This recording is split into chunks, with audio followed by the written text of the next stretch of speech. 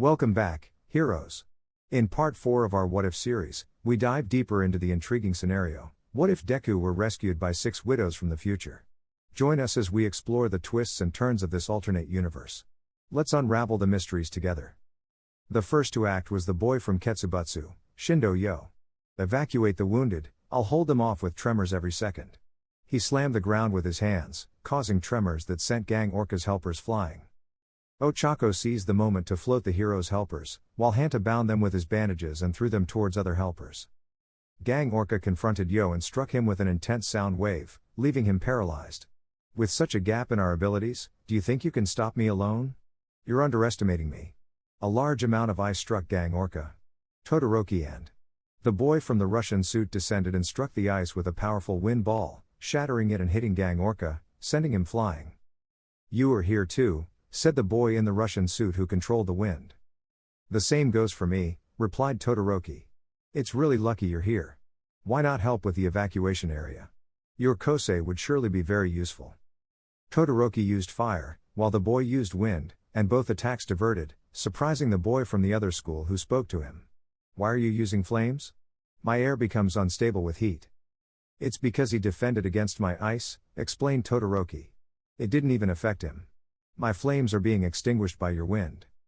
You were only doing it to not give credit to anyone else. Huh? That surprised and confused Todoroki. Why would I do such a thing? You are Endeavor's son, replied the other boy. What's your damn problem?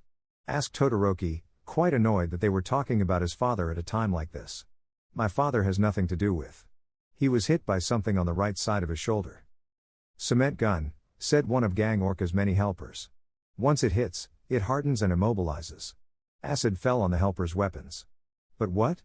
Tsuyu, who had camouflaged herself, appeared out of nowhere and started kicking Orca's behinds. Biken nu Teuchi senpu. Tail whip, muddy whirlwind, said Masharao as he spun around, hitting and repelling everything around him with his tail, lashing out at Orcas. Dark Shadow's claws intercepted Gang Orca's helpers, catching and striking them. But the boy paid no attention to any of this, focusing on Todoroki. To me, it's everything. Heroes inspire confidence and move people around them. That's why I was surprised to see that hatred and coldness in his eyes. I saw you in the entrance exam, I wanted to be your friend. You said the same thing to me as he did, you're in the way. You had that same look in your eyes, hating something from a distance. Shoto made the same mistake again, attacking with fire, while the other boy used wind, deflecting both attacks from Gang Orca. Again? Seriously you. But the boy didn't see what Shoto saw, the earthquake boy, unable to move, from Gang Orca's previous attack. But Izuku's black whip saved the boy. What are you two doing? Focus on what's truly important. He caught Gang Orca with his whips and used the repulsion kosei repeatedly, making Gang Orca feel like he was being punched by invisible fists, which worked perfectly for Izuku. He managed to push the hero back, then concentrated his repulsion, and for the hero, it was like being punched by All Might in the jaw, sending him flying.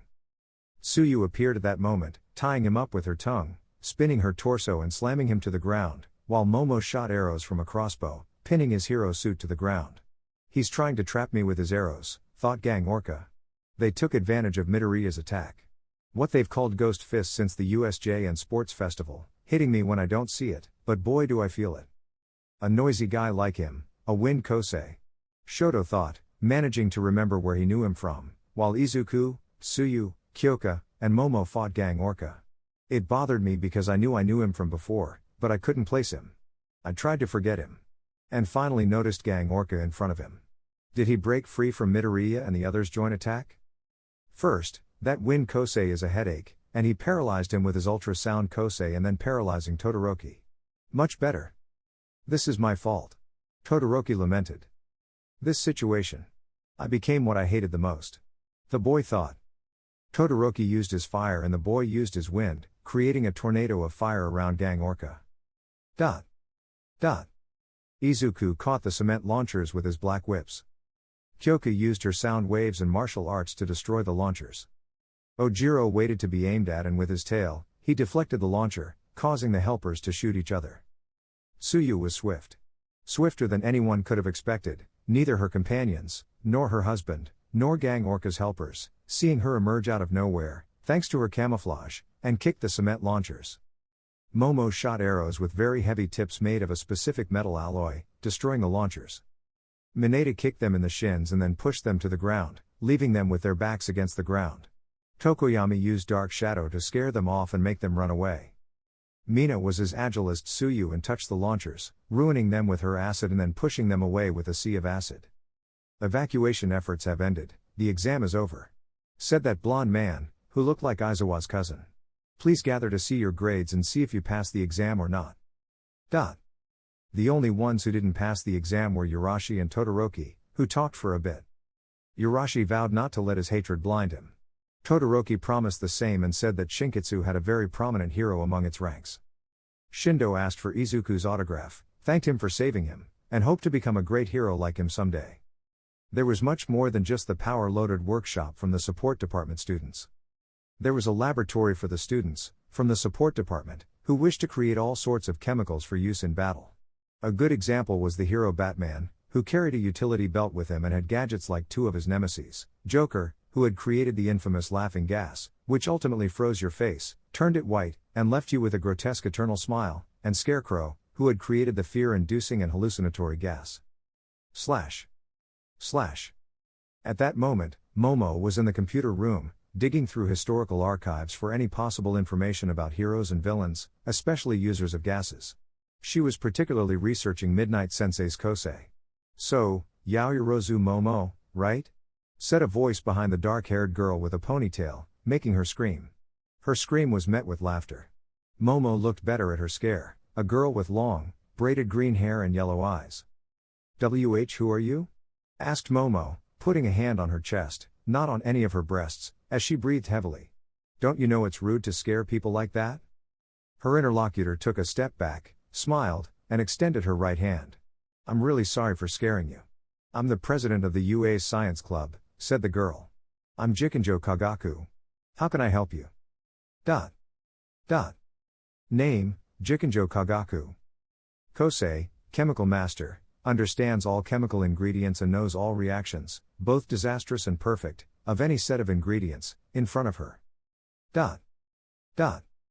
Well, you see, I'm trying to find a sleep chemical formula, explained Momo, recovering from the scare. And showing what she had in front of her. I'm trying to make it very powerful. Because it's someone perhaps taller than Mount Lady. I didn't want to hear the principal talking about this criminal, but eventually I did. Taller than Mount Lady, murmured Kagaku, looking at what Momo was doing on the computer and putting her hands to work with Momo's formula and improving it by adding other chemical components, causing the black-haired girl's eyes to widen. We would have it ready in 6 months, the girl sounded discouraged. Let's hope we don't need it for those 6 months, sighed Momo, placing a hand on the green-haired girl's shoulder, as they both started working on Makia's sleeping pills. A girl entered a room, where an office worker with green hair and 2 blonde streaks was sitting. The man was dressed in a gray office suit with a red tie, in front of a computer. As for the girl, she was quite well formed with a fairly slender build, her light blue skin and short, curly dark blue hair and large yellow eyes. Her hero costume consists of a tight light blue crop top with a white high neck section, a zipper in the center, over the top of her chest, revealing her torso from below her breasts down. She wears black stockings with loose white shorts, 2 yellow marks on each side of them, and thick white boots with lines running down their shafts, yellow rings in the center of them. She wears a transparent visor over her entire face with an air filter on each side and dark blue gloves on her hands. We have reports from the leader of that organization we're pursuing. The leader of the villain organization, who goes by the name Overhaul. It seems he's made contact with the League of Villains, under the command of Shimura Tenko, since Shigaraki aka All for One, was locked up in Tartarus. At the same time, Overhaul, a young man with short brown hair, wearing a typical Black Plague mask, a green jacket, and black pants, removed a glove and killed Magna. Shigaraki Tomura killed one of Overhaul's masked birds, a very tall and overly muscular individual. It must be important if the youngest and newest boss of the Yakuza comes to see us. I come with a non-aggression pact and to offer you 2 weapons, said Overhaul, showing him 2 boxes and opening them. With the box on the right, the scarlet bullets that rewind the body, devolving it before the emergence of Kosei. Turn heroes into Mukasei? Asked a surprised Shigaraki. All of them? Asked Himiko, incredulously. All of them, assured Overhaul, showing what was in the left box: 6 strawberry red vials, with a syringe gun. And this injection will strengthen and mutate the Kosei in unknown ways, but only for a few seconds. Its formula has not yet been completed. I have serious concerns that the heroes will come sooner or later and I'll need some security. An assurance that they won't disrupt my work. Seeing the internships approaching, the UA director took charge of choosing the best professional heroes for the students of 1A and 1B to do their internships with, and after cashing in a few favors, they all chose their favorite students, who would receive invitations in their lockers, like receiving a letter on Valentine's Day.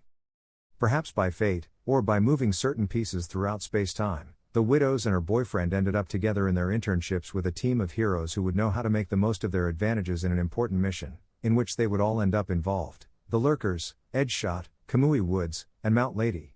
Midoriya Izuku and his wives, Momo, Kyoka, Tsuyu, Mina, Setsuna, and Reiko, were absolutely astonished to find themselves before a team of heroes like that. They called themselves the Lurkers, Edgeshot, Kamui Woods, and Mount Lady. Izuku's eyes began to sparkle as the 7 entered the main hall of Edgeshot's company and saw the sign behind them. Are we going to be trained by all 3 members of the Lurkers? That's right, young one, said Mount Lady, smiling. Edgeshot stepped forward.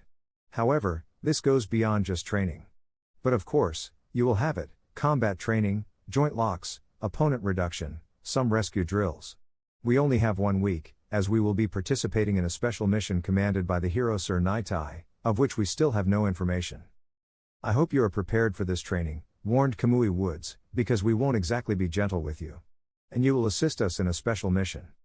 The physical training they underwent was extreme: running with weights on ankles and wrists, squats, arm push-ups, swimming with weights on.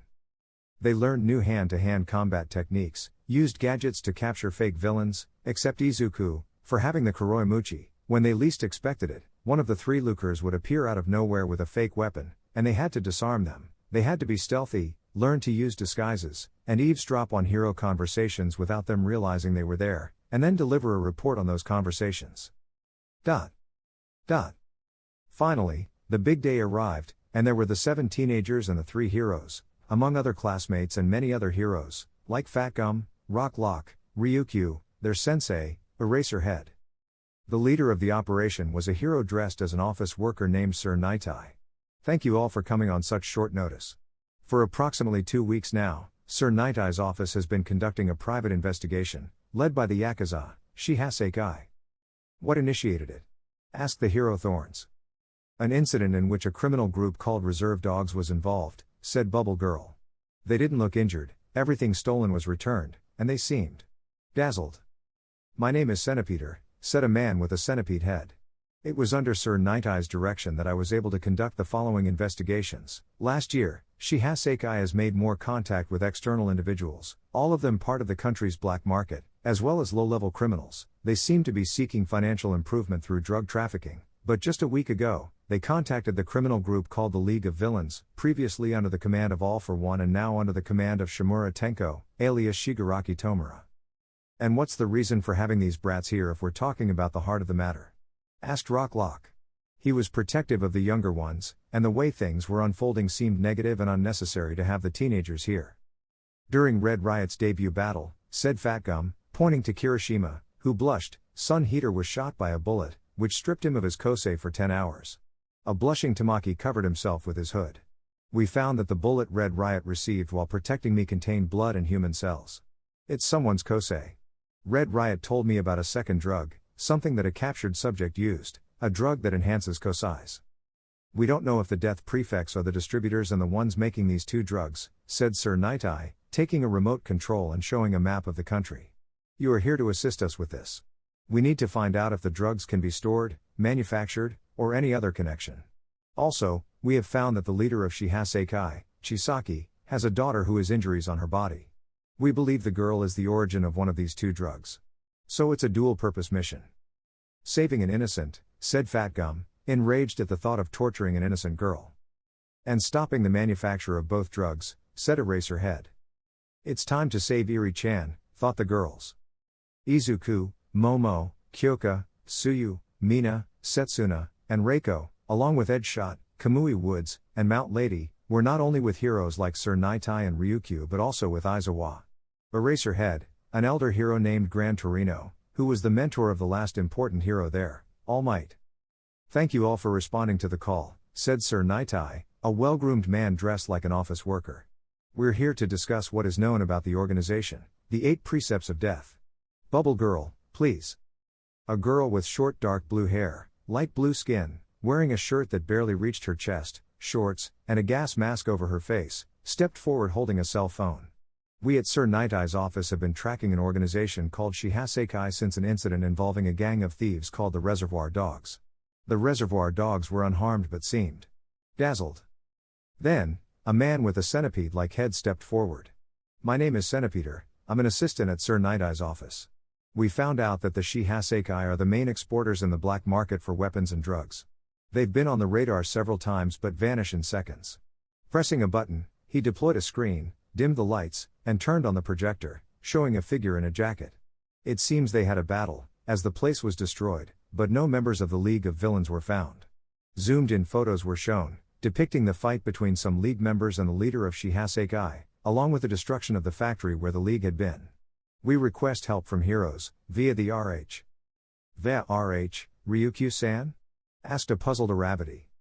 It means Hero Network, replied Nahir-chan, an online service only accessible to professional heroes, to view reports about hero activities nationwide and request assistance with specific quirks. In the past, Shihaseikai was suspected of drug trafficking, Sir Naitai told them. With this case, I've requested the assistance of an experienced hero in the field. In the past, I spent a lot of time stopping these kinds of criminals, spoke the hero Fat Gum, described by Tsuyu and Ochako as kind and round. The other day, in Red Riot's debut battle, I saw a bullet that nullified quirks. The man fired 2 red bullets, one injured my teammate Sun Eater and nullified his quirk for 10 hours, and the other was caught intact by Red Riot, thanks to his quirk, and has been sent for analysis. It consists of cells and blood from someone who can nullify others' quirks. Are you okay, Sun Eater? Asked Lemillion and Nahir-chan. Oh, sure. Look at this splendid cow hoof, and Sun Eater raised his right arm, now a hoof. Did you eat a beef dish for breakfast? Asked Nahir-chan, more focused on that than the quirk nullifying bullet, and Sun Eater nodded. It's a relief you're recovering. I'm glad it wasn't a fatal wound, said the hero Rock Lock, an Afro-descendant man with dark curly hair, wearing a hero costume consisting of a 2-tone shirt, dark green on the shoulders and clavicle area and the rest yellow, with short sleeves. He wears 2 light-colored shoulder pads shaped like dark locks on both sides. Not really, said Sir. This is where Eraser comes in. It seems very different from my quirk, said Eraserhead. I create a wall between the brains in order to activate the quirk and the final manifestation. For example, if someone has a quirk where they move a tail, but I use Eraser, then the tail will stop moving until I blink. We saw Chisaki following a girl, said Sir. His daughter, Eri. A girl no older than 7, with bandaged arms and legs, as if she had been injured. He's using his daughter's body to manufacture these bullets. If he finishes them, then all the villains could shoot heroes, nullify their quirks, and tip this country in favor of villains. Can you use your precognition quirk and tell us what our outcome will be? Asked Rock Lock. I don't have a complete understanding of your quirk, said Eraserhead. Sir, can't you see into the future? If someone will die, that's what I'll see. Sir adjusted his glasses. I can't control the vision, just observe it, I have to use it when the outcome is entirely certain. I really don't fully understand it, you can use it on me, I'll evade whatever you say is coming in the future. Assured Rock Lock. Locate the girl, ensure the rescue. A troubled Sir Naitai stood up. Our goal is to resolve the situation as quickly as possible. Please go to these places and check if they could be hiding spots for drugs, on a scale of 1 to 10, how secure they are, how many guards are visible.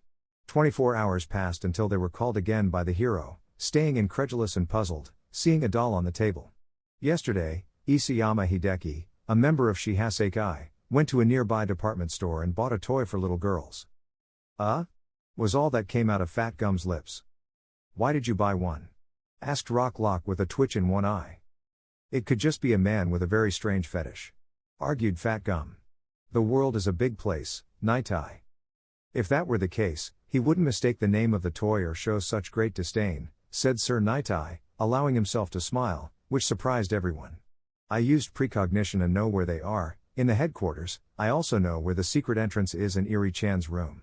In 2 days, when I can arrange everything with the chief of police, we'll strike until then.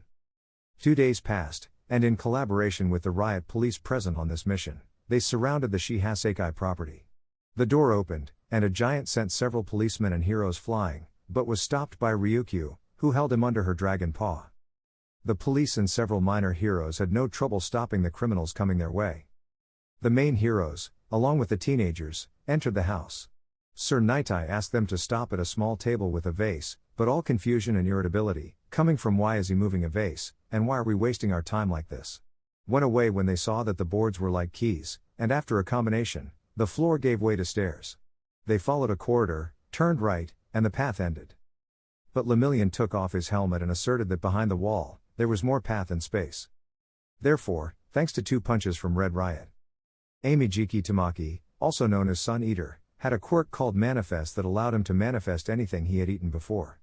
Before him stood 3 individuals, both policemen and young aspiring heroes. Is this a Japanese-style room? Eraserhead wondered. We're far from our goal, Rocklock said, clenching his fist. And from here, you won't escape, said a blond man with a black beak. You'll die here. Where nobody will ever find your bodies. It seems they want to fight with everything, Fatgum said, clenching his fists, excited and ready for combat. It's time for the professionals to show what we're made of. Keep going, they're just here to hold us back, Tamaki. Sun Eater said, eyeing his enemies. They were unaware of their quirks, didn't know how dangerous they were, but they were only here to detain them. Seeing how the 3 individuals were keeping an eye on the police, he decided to attack. I think it's my chance, Tamaki thought, forming a giant clam that passed over the heads of the 3 criminals. The clam opened, and tentacles emerged from inside, binding them, while other tentacles grabbed and destroyed their weapons. The situation seemed under control, only for one of the 3 individuals, one with a scarecrow-shaped mask on his head, to devour Tamaki's tentacles. The bald, tall, muscular man manifested hundreds of crystals and freed himself from the tentacles.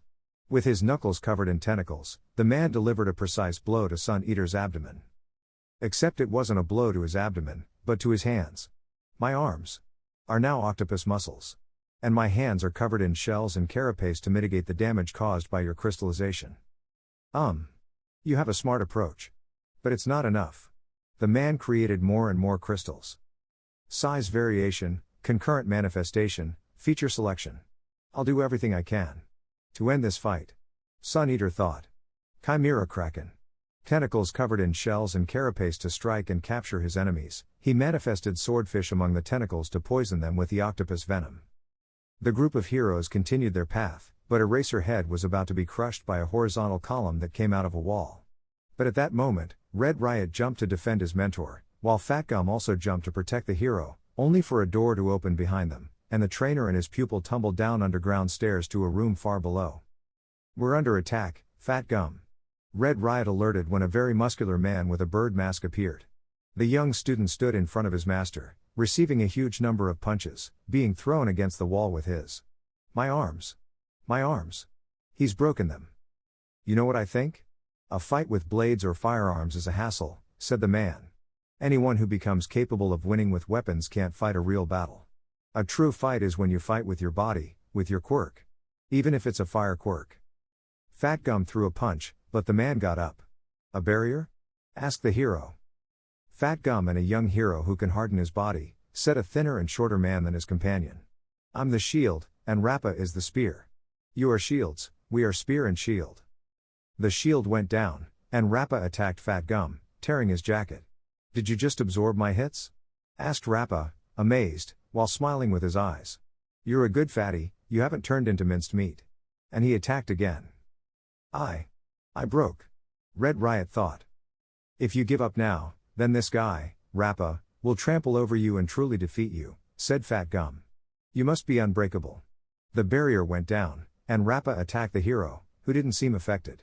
I've had fights like this before, either you tire first, or my defense crumbles. Rappa attacked happily, going faster and faster. Fat. No. If I don't do something. If I don't act now. Fat will die. Come on, come on. Attack him, attack him. Recover and counterattack, Red Riot thought, gritting his teeth, As he forced himself to manifest stone scales, new skin, new muscles, his quirk evolving without him realizing it. When Red Riot saw that Rappa seemed about to deliver a truly powerful blow to Fat Gum, he intervened, but he didn't break. Fat Gum charged the energy of his fat into his fist, and when his companion raised his shield. "You've underestimated the gallant hero. Red Riot." His punch sent both villains flying. The other heroes were in a stone chamber, struggling to avoid being crushed. Unnoticed, a high school girl with disheveled blonde hair emerged behind Rock Lock and stabbed his hand. "Lock down," he grunted. The knife remained lodged in the girl's hand as the hero threw a punch. "You're from the League of..." But the girl dissolved into mud. She was just a clone. The original then appeared behind him, stabbed him, and licked his blood, transforming into him. An imposter appeared. New enemies are emerging from all directions. Toga Himiko, disguised as Rock Lock, warned alongside the real one lying stabbed on the ground. The fake Rock Lock was swiftly caught by Froppy's tongue and sent flying. When she crashed, Ghost Girl used her poster guise to hurl her against a wall, causing a strong impact that reverted Himiko back to herself. "How did you know I was the real one?" "We saw your knife," Creative explained, creating intricately designed handcuffs with lights and tossing them to restrain her. "It's obvious Rock Lock would never use a knife." Red lights flashed on the handcuffs, startling Toga. "Why are they glowing?" she asked fearfully. "Handcuffs don't glow. These handcuffs not only prevent you from escaping." As they spoke, the handcuffs released white ribbons, binding Toga like a mummy, but they also prevent you from wielding another knife and moving. A wall was destroyed, revealing Twice and Rappa, surprising Fat Gum and Red Riot. Twice spoke, "So disheartening, Shigaraki. Yet so thrilling. I was wondering what kind of heroes would come this way, darn. Aren't they just a group of police and an office worker?" The giant threw a punch. "Do your thing, Rappa's brother," but the office worker was more than just a man behind a desk. It was Sir Nightai, after all. He dodged Rappa's punches, staying close to him and preventing someone so large from moving freely. He landed a low kick, causing the clone to stumble. "Not bad," Sir admitted, throwing something that sent the clone flying. "Hypermass seal. They weigh about 5 kilograms each." He grabbed them calmly. "A good weapon for a hero disguised as an office worker, don't you think? Once the prediction is made, strike. But I admit, I didn't see you coming, the unparalleled league of villains, allied with the Shihaseikai. It was unexpected. The Yakuza are useless." Twice managed to say before a seal grazed his head, causing him to run, only to trip when a severed hand, Lizard/Setsuna, grabbed his ankle. He fell, and Resolute Earphone, Kyoka, used her sound waves to stun him before handcuffing him with equally strange handcuffs and a helmet to keep him restrained and sane. I'm intact, complete. The voices in my head have stopped." It was strange to see Twice willingly going with the officers, only asking them not to remove the helmet. The villain Mimic, controlling everything thanks to the enhancement serum, began causing the walls, floor, and ceiling to take strange shapes to crush them. But Emily, also known as Yanagi Reiko, used her poltergeist to search for Mimic. Seeking to control a human presence behind the walls, perhaps beneath the floor or the ceiling, she shouted, smiling under her mask, trying to attract him, only to hit her head repeatedly. Agent Grin, Izuku, launched several of his black whips at the ceiling until he managed to pierce it and grab something, pulling it towards him. Eraserhead looked and erased Mimic's enhancement. Black Mummy. The whips restrained Mimic. Empire Battle Ram. As Izuku punched Mimic, unleashing his vigilance energy on him, which translated into immense strength, he also absorbed his energy, so in the end, Mimic fell into a deep sleep, bruised. The path returned to normal, and everyone continued forward, but Lemillion was the fastest. "I shouldn't have been able to get here so quickly," Chisaki grumbled in frustration. "They defeated Mimic already? Damn it. I took a shortcut," confessed Lemillion. "And I'm here to get that girl to safety." "So, in this situation, you act like a true hero, Mr. Student," Chisaki taunted. "You turned a blind eye when we met in the alley. This girl doesn't want you to rescue her. To her, you're not a hero." 3 black marbles emitted a blinding light, blinding them all. Lemillion, unaware, still used his permeability and went blind, allowing light and oxygen to pass through his head. Restricted Phantom Menace. He dropped under the ground and emerged, hitting Chisaki and Chrono. One of them hung from the ceiling and, seeing his boss in trouble, attempted to attack, only to be struck by many strange purple cubes that reformed into a girl with long green hair and a violet dress. "I don't think we'll let you use your quirk." The one carrying the girl had a white hood pierced by his hair, forming a clock hand shape. He tried to attack Lizard, but she opened a small gap in her abdomen, letting the hair hand pass through freely.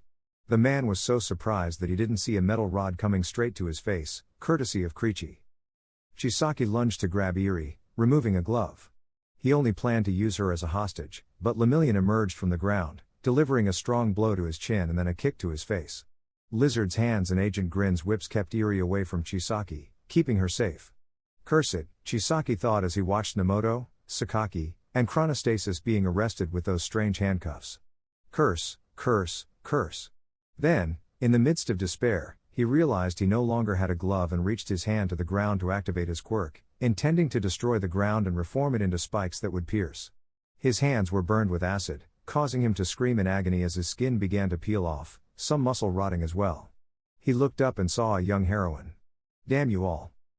Pinky couldn't help but smile as she handcuffed her enemy. Mission accomplished. 8:50.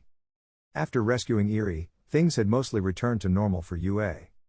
Additionally, Izuku had been under a lot of stress lately. The issue with having a harem is that you have to find time for each and every one of them. Izuku became sort of a student of his 6 girlfriends, or wives. He shared breakfasts with Momo, and they both read entire encyclopedias about inventions that changed humanity. He learned to play the electric bass with Kyoka, bonding over their mutual love for visual kei rock music. He watched animal documentaries with Tsuyu and grew close to Setsuna, as she liked documentaries about dinosaurs. He learned to dance with Mina. He watched horror movies with Reiko or read horror books. In the classroom, it was evident that the girls remembered well what was coming next. The cultural festival is upon us. Everyone, except the 4 future girls, paid attention to Aizawa. While the sports festival is for the hero department, with battles and all that, the cultural festival is, especially, for the business department and everyone else. Still, we're expected to participate. We need to present something. Brainstorm and all that. I have an idea, Sensei, Momo said, interrupting him. What's your idea, Yaoyorozu? Rikido asked. Momo was on her phone. We could do a dance performance and some music. I can play the piano, Kyoka is good with the guitar. She showed the video and quickly zoomed in to make it clearer. Kachan is good with the drums, Izuku said, casually pointing to his childhood friend. Don't drag me into your crap, Katsuki yelled. If you need a second guitar, count me in, Tokoyami said, ignoring Bakugo, convinced that group pressure would eventually make him agree. Mina raised her right hand. I can dance. Can you teach me, Mina-chan? Blushed Uraka. Mina smiled at her brunette friend. Sure. I want to impress Todoroki-kun, Uraka thought out loud. You like Todoroki? The time traveler shouted. Realizing she said it aloud, Uraka ran off. I can dance too, Tenya said, moving with the robot dance. I'll be the best disco ball, Aoyama said. I can create ice, and we could drop tiny ice cubes on everyone. When Aoyama's laser light passes through, it will look good, Todoroki said, blushing at Uraka's words and looking away, while being harassed by Toru to confess if he felt the same way about the gravity girl. And I could hit a big ice block, so you wouldn't have to make millions of tiny ones, Eijiro said, hardening his hands and quickly punching the air, with a smile on his face. I see we already have something, Aizawa said, nodding. He liked seeing his students prepared and creating plans swiftly. If you're going to dance, play music, and all that. He rubbed his chin. Then maybe it's best to use Gymnasium Gamma, it's big enough. I'll inform Nezu. As soon as they returned to the dorms, Mina and Kyoka put everyone on a regimen to learn, whether it was playing instruments or dancing. They tied a shackle to Katsuki's foot and forced him to play the drums. They pestered Tokoyami until he agreed to play the second guitar, as Kyoka would play the lead guitar. Izuku would play the bass. Momo would play the piano/keyboard. Rikido and Shoji would play the tambourine and bongos. Class 1A would put on a music and dance show. In the morning, Mirio went with Eri. She wore a white button-up shirt, a red overall that ended in a skirt, and boots. Together, they walked around the academy so she could get used to it before everything started. They visited the food stalls, some were still being set up or already set up and just being decorated. There were food stalls, flower stalls, herbal medicine stalls, and stalls with clothes made from recycled or eco-friendly materials. Hours later, Class 1A was on stage. Although they found out that many people were just killing time until the beauty contest. The lights went out, the curtain opened, and the song started playing. The lights shone on them. The dancers showed their skills. Their steps showed how much they had been practicing and how hard they had worked. You'd think all the musicians had been practicing since they were very young, with their respective instruments. Ice crystals began to fall, paper ribbons followed, and then Aoyama/mirror ball, his laser reflected on the ice crystals, creating a precise light show, as if he had hundreds of prisms all over the stage. It was a great show, everyone enjoyed the music, imitated the dance steps. Tsuyu swung Ochako upside down. If you're having fun, give me a high five. When people high-fived Ochako, she made them float. I go by the name of Romeo, Nato said in response to Tetsu's words. Listen, O Count of Paris, ghost of the Azkaban opera. Give me back Juliet. Romeo, haven't you heard about your father from Obi-Wan or Dumbledore? Tetsu asked. The one who was the king of Gondor. They were blasphemies, Romeo, I am your father. No. Eerie got to eat a caramelized apple, also some chicken with rice, and they bought her a cute rag doll, made in a crafts workshop. And soon, Eerie would have a new home, according to the teachers, as she couldn't stay living in the hospital. And since her only living relative was her grandfather, the former leader of the Shihaseikai, then Yue would take care of her upbringing, letting her live in the teacher's dormitory. Midoriya Inko tried not to tremble. Sitting in front of her were All Might and the Yaoyorozu family, one of Japan's most prominent and economically important families. So, what brings about this unexpected visit?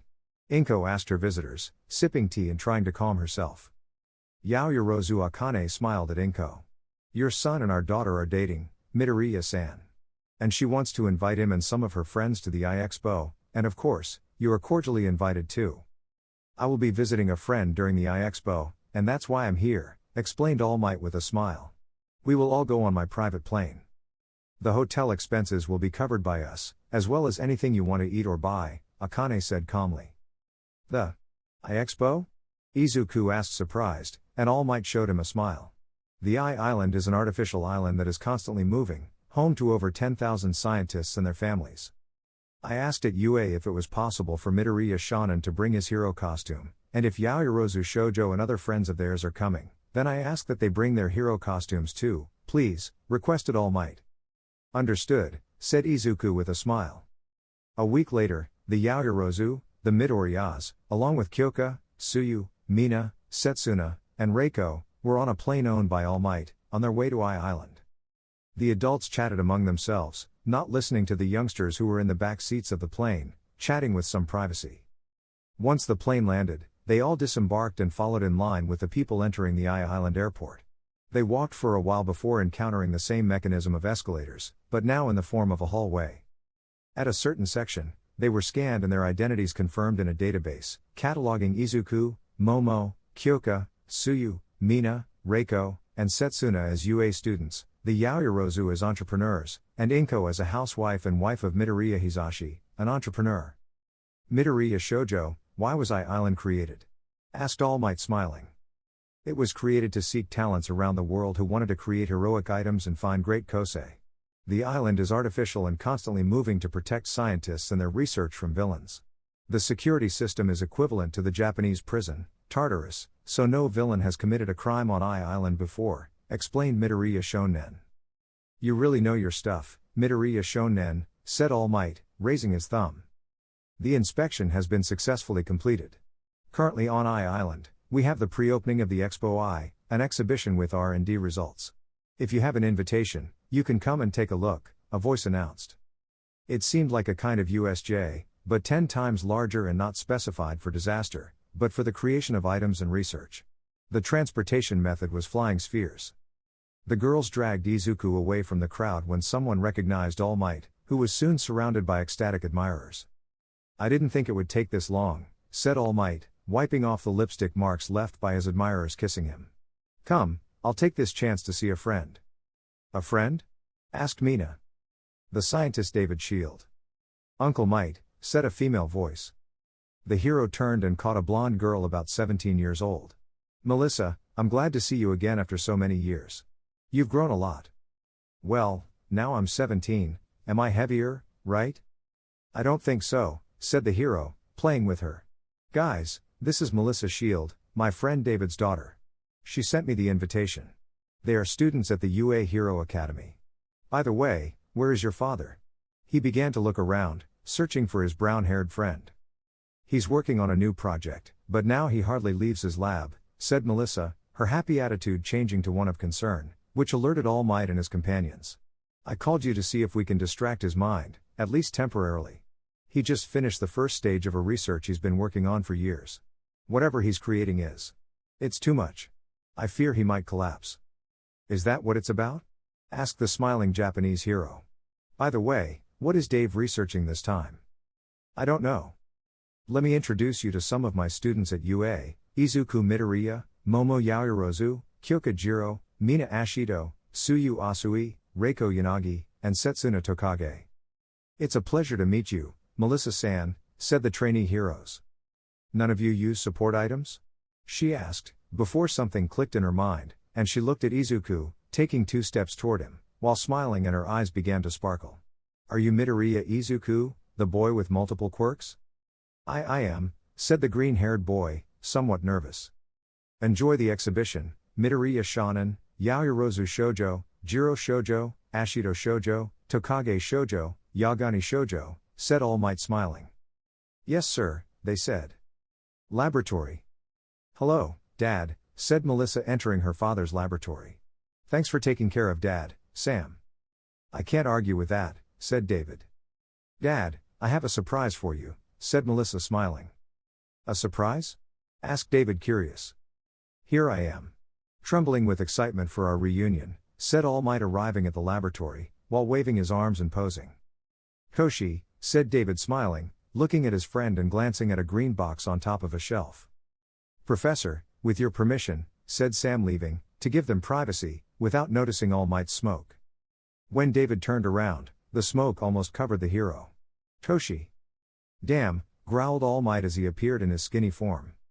You mentioned the symptoms in your message, but I didn't think they were that bad, said the scientist.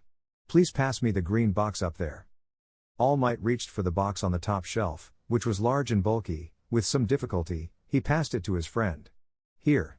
It's heavy. Too heavy. Thank you, said the scientist with a somber look as he opened it on a table. A pair of bracelets and a belt? Asked the hero. That's right, said the scientist, stepping aside. Eagle X is finally finished after much research, doing favors, collaborating with some rather unpleasant scientists. But it's done. It's yours. This will give you maximum physical strength, as well as speed and agility. Mine? Asked the surprised blonde hero. You created a new hero gadget for me? You'll have a maximum of 10 hours to use it, and then it will need another 10 to recharge, said David with a smile, though he was sorry for the time it would take for this new gadget to be ready for use again. I understand, said All Might, putting on the belt and bracelets. At the same time, the girls, Izuku, and Melissa were getting to know each other and exploring the iExpo. So, like your father, you're a scientist specialized in creating hero accessories, said Momo, looking around the iExpo. That's right, said Melissa smiling. I've won quite a few awards. Although recently, I haven't been doing so well in classes. But I'll bounce back. You know, it was my dream to be a hero, but being quirkless, that's an impossible dream for me. So I focused on creating hero accessories, just like my father. At the gala night, everyone in their best dresses followed Inko, Akane, her husband, and All Might to a hall where many people were gathered, and David Shield was on the stage. Let's have All Might give us a few words as a welcome to Expo I. The hero looked somewhat nervous at his friend but stepped up to the podium. Thank you all, I'm All Might. I don't like to be too formal, so, behind All Might, an emergency message appeared. This is an announcement from the I-Island security system. We have received an emergency message from our system. Several explosives have been placed in the area of the I-Expo. I-Island is on alert mode. Residents and tourists, please return to your accommodations. The doors of the hall where All Might and the students were opened, and a group of masked individuals entered. We have taken control of your I-Island. If you think to oppose us, just by thinking it, and he moved his hand, on the alert screen appeared the streets, where civilians were cornered by security machines. Your beloved security drones are under our control. If you try anything, they will show their fangs to all the innocent civilians on the island. And you are also among them. He then pressed a communicator on his ear. Now. Some tiles slid aside, and from metal rings installed on the floor, bright blue restraints sprang out, capturing the present professional heroes. The restraint devices used for security. Izuku sighed and looked at Momo, who had managed to create something quite useful, even while being restrained, and she threw objects like marbles, so small they were almost impossible to see. When the villains slipped, these released light, blinding them all. This allowed Izuku to use Kuroimuchi to grab the guns and destroy them, as well as pierce the villain's feet or thighs. He lunged at the nearest one and used Vampire, taking much of his energy, putting him to sleep. "Who did this?" growled the furious villain as he released his quirk. "Come on, who was the brave one who put him to sleep?" No one spoke, so the villain advanced toward the man with brown hair and aimed the gun at his chin. "Professor Shield will come with us. If he doesn't give us what we want, then the scream of a blonde girl will be heard on this island, and the corpse will only be found tomorrow." "Boss," said one of the villains, looking at the screen. "Red Rush is destroying the robots." A red streak could be seen running along the side of all the robots, destroying them, one after another.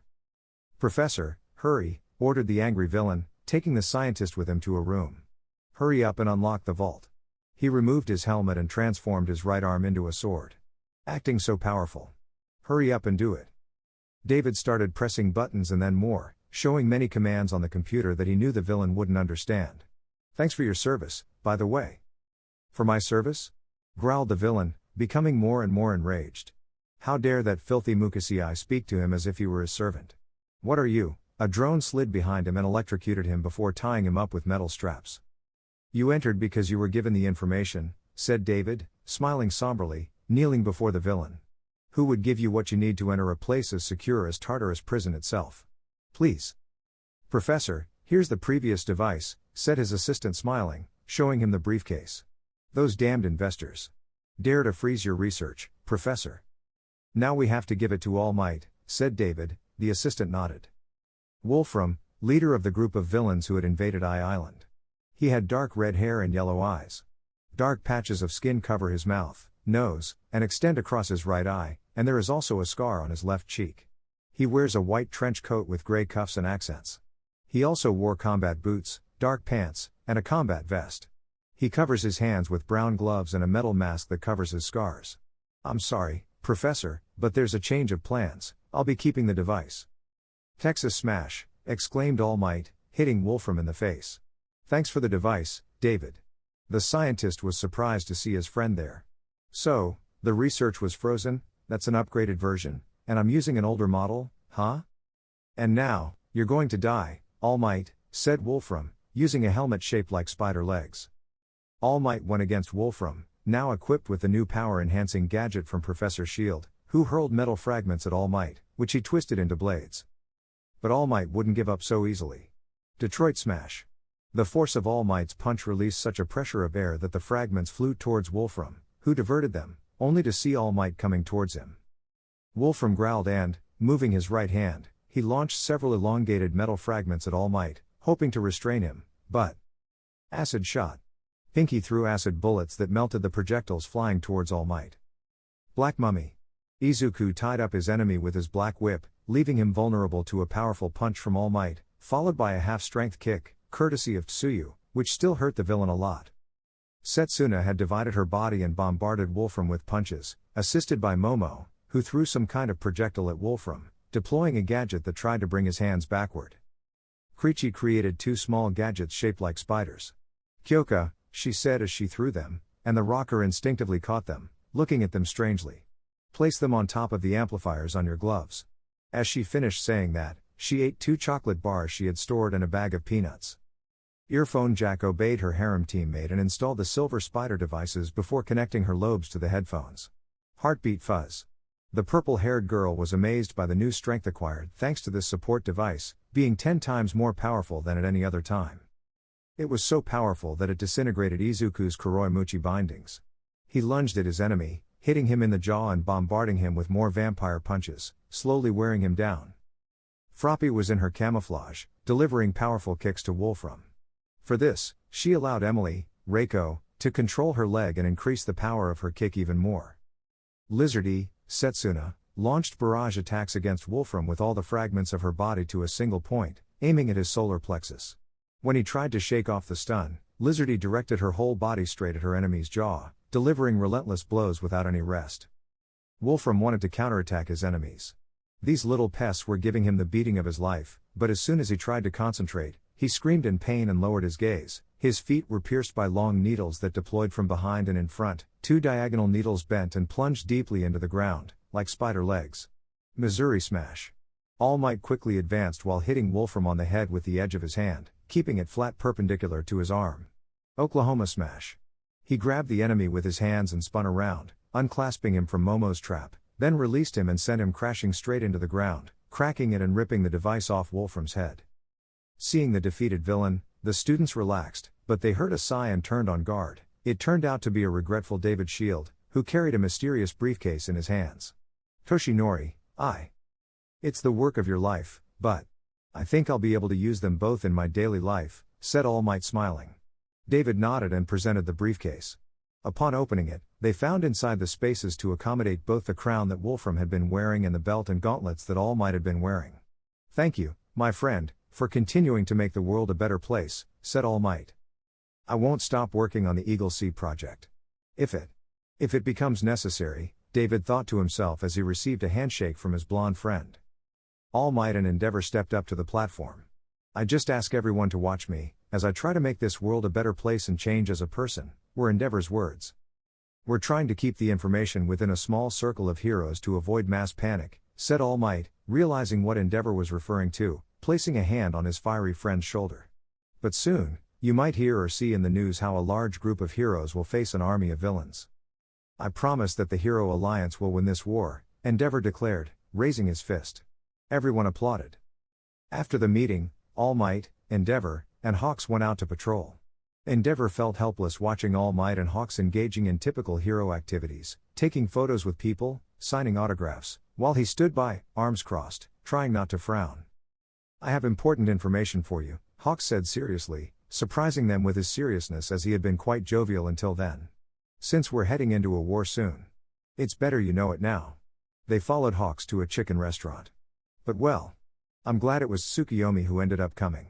After all, Shoto failed the provisional license exam. He would have damaged my brand.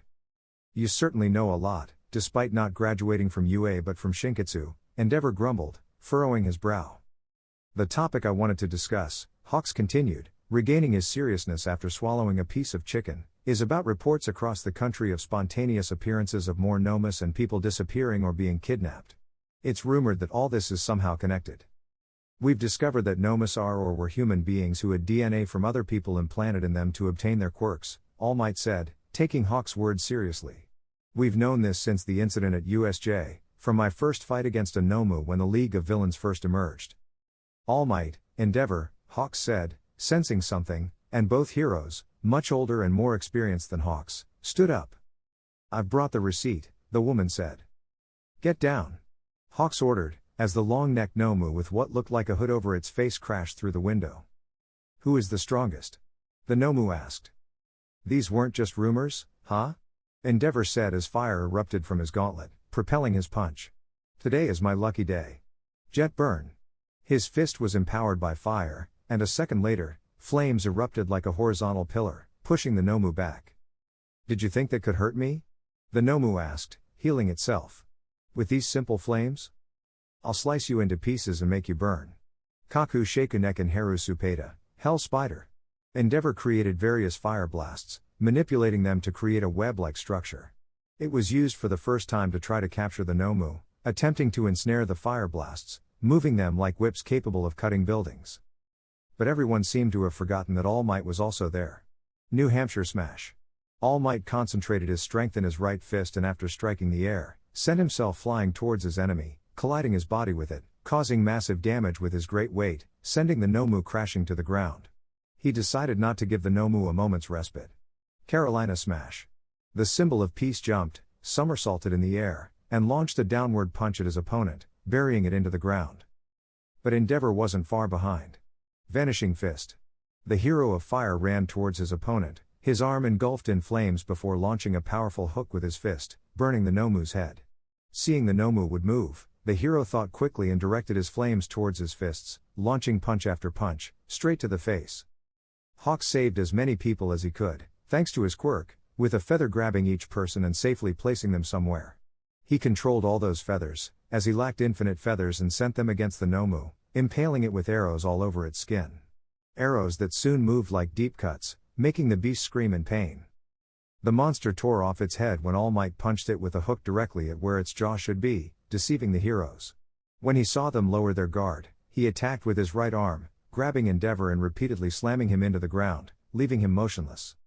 Seeing his fallen comrade, All Might became furious, while delivering a powerful punch to the right pectoral, feeling at least 2 ribs crack. A smile appeared on the hero's lips. Ultimate Washington Smash. All Might delivered several punches, aiming at the Nomu's ribs, not aiming for its absolute defeat, only causing damage and internal organ collapse. None of us tried seriously, Hawks thought, smiling at Endeavor from a distance. We always believed we would have All Might as our eternal leader, that he would be a symbol forever. And you? You were the only one who truly tried to surpass him. Let me support you a little. Number 1. Hawks sent all the feathers he had used towards Endeavor, enhancing his fire. Endeavor literally managed to fit his fist into the Nomu's mouth and then propelled himself towards the skies, where no one would be harmed.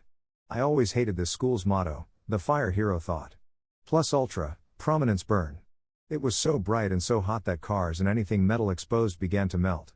The same happened with cracks appearing in the pavement, in concrete, and windows shattering. He raised his arm, making it clear that he was the winner. Director's office. Nezu was in a meeting with 6 of his students, Yaoyorozu, Jiro, Asui, Ashito, Tokage, and Yanagi.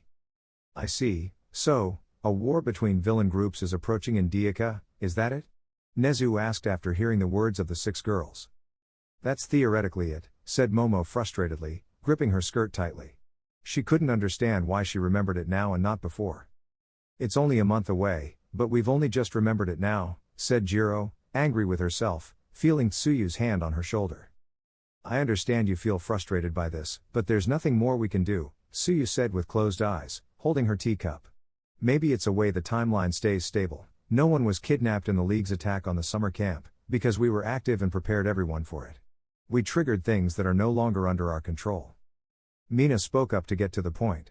The League of Villains will face the Kosei Liberation Army in the city of DEKU, and when Shimura Tenko can defeat the leader of the Liberation Army, he'll give his extensive numbers to Tenko to start the paranormal war. Right after that, they'll come into contact with a supervillain who works civilly at Jaku General Hospital, said Kyoka. This man is responsible for the Nomu. The laboratory he has access to has thousands of Kosei samples, cloned over and over, creating Nomu when one person is given many of these. He'll release them when we attack, and Shigaraki will gain unbelievably immense power from many Kosais, but without his physique being greatly affected. Slowly, he'll become All Might's enemy. All for one, said Nezu gravely, and his 6 students nodded. So, the plan is to stop both teams and incarcerate them in Tartarus. Or any other hyper-security institution, said Momo, adopting a somber look. I don't like what I'm about to say.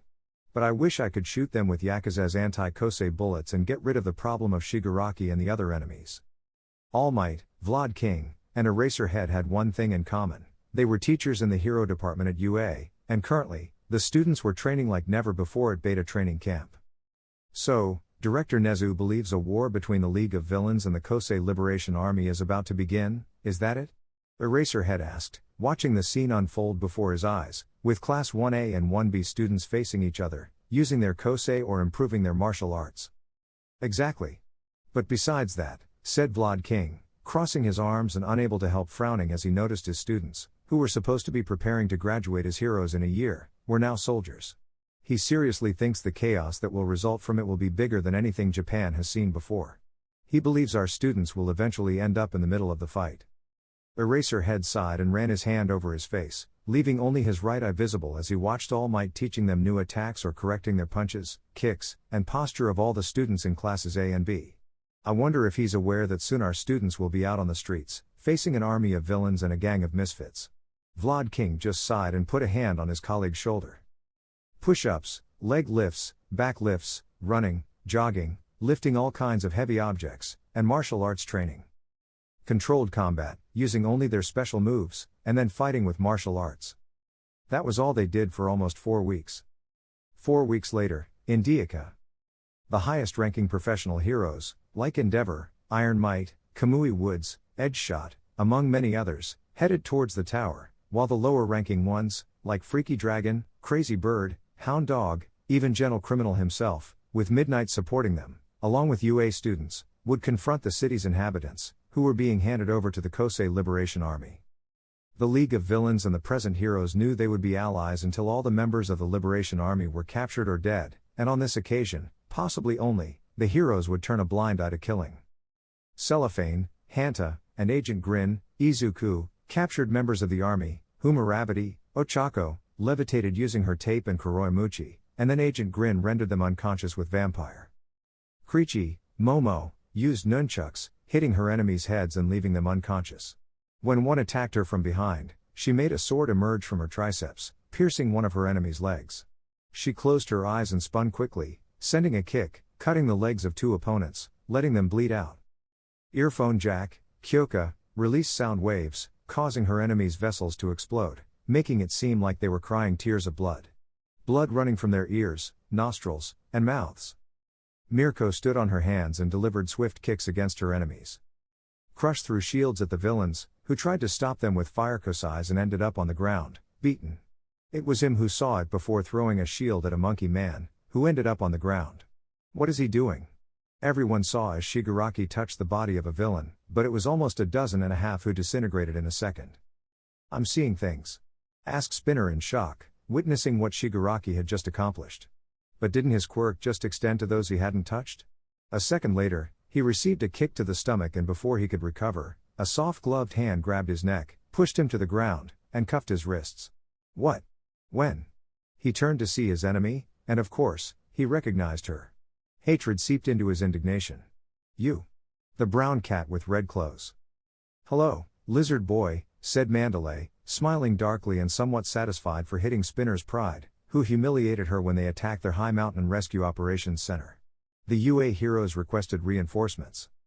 Spinner tried to strike her with his blade-filled weapon, but Mandalay dodged each time and landed a punch to his chin and another to his abdomen before delivering a powerful kick to his face. Spinner managed to see a cannonball heading towards them and camouflaged himself. Mandalay leapt to the side. As Spinner attempted to escape, he was punched and made visible. How? He saw a teenage girl with frog-like features, much less mutated than him. Froppy jumped and delivered a flying kick, hitting him in the face. A brown-haired girl appeared and threw a punch at him. Aravati had learned that she could not only make things zero gravity but could also increase gravity, and in this case, on her fist. The punch was so strong that Spinner ended up knocked out on the ground. Soon, the girls found themselves surrounded by many residents of DEKU, while that man, that kind of politician, spoke and encouraged them to attack. An ice user erected a wall before Dabi, who attacked it with all his might with his blue flames. This user, who called himself Getten, not only created typical ice but also shaped it into all kinds of forms: dragons, swords, tridents, ice waves, pillars, and much more. Slowly, he was overwhelming Dabi. Until the blue flame user saw an ice ram appearing beside him, destroying one of Getten's giant ice hands. He turned and saw a young man with hair half white and half red. Helping one villain defeat another. TSK. The world has gone to hell. I guess I'll arrest both of you. There were too many members of the Liberation Army, so the heroes devised a strategy. They threw nuts, bolts, and pebbles, previously wielded by Rule, Kodai Yui, and then impacted mines, Shota. This increased the projectile speed, which grew in size, hitting, and possibly killing, many members of the Kosei Liberation Army. When the Liberation Army realized, they had fallen into the trap. Emily, Reiko Yanagi, levitated objects around the soldiers, objects with the weight of a person, sending them against the soldiers, distracting them, while they were crushed by enlarged objects. When they tried to counterattack the heroines, the ground under their feet sank, and soon they were trapped up to their armpits. No matter how hard they tried to free themselves, they couldn't. You can try all day, but you won't achieve anything, said a teenage hero, like those who had just beaten them. He was dressed in a dark suit, armor, and a mask covering his face. However, instead of resembling a knight, Juzo's helmet was more rounded and elliptical, dyed black with orange lines supporting the sides. The helmet didn't cover his whole head, some strands of hair could still be seen around the back of the head and chin. His chest plate was composed of 3 pieces held together with 2 thick metal straps that went over his shoulders, along with a jewel-shaped plate supported between them. He wore orange braces and plates placed on his thighs, calves, and upper arms. He also sported a pair of high, green and orange boots with pipe-shaped shafts on the feet, white gloves on the hands, and white knee pads. "Vlad King-sensei, it's Emily here," the silver-haired girl identified herself. "We've stopped a large number of soldiers from the Kosei Liberation Front and I see several comrades, facing and defeating members of the League of Villains." Getten's ice increased and increased, as did Dabi's flames, to melt the ice and evaporate it before Getten could counterattack more effectively. Soon, there was a very powerful river, carrying members of the Liberation Army uncontrollably. Shoto attacked Getten with ice and fire projectiles at the same time, seeking to overwhelm him further. An enraged Dabi, now with his hair white, attacked Getten, and very occasionally, Shoto with whips of blue flames. Getten tried to crush them both with an ice mallet. But both the hero and the villain jumped backward.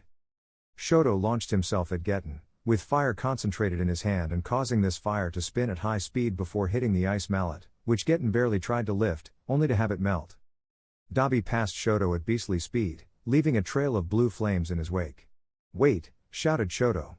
But Dabi literally pierced through Getten's chest and enveloped him in blue flames. "No," shouted Shoto, throwing ice to extinguish Getten and Dabi while trying to save the life of the ice villain. "Stop." By the time he succeeded, Dabi had already withdrawn his hand from Getten's chest, leaving only a smoking hole where his heart should be. Then, he saw that Dabi's hair was now completely white and was shocked, not knowing what to think. "Who are you?" Dabi turned to look at him, with a macabre smile that froze the hero student's heart. "I'm your older brother, the first one, even before Fuyumi or Natsuo. I'm Todoroki Toya."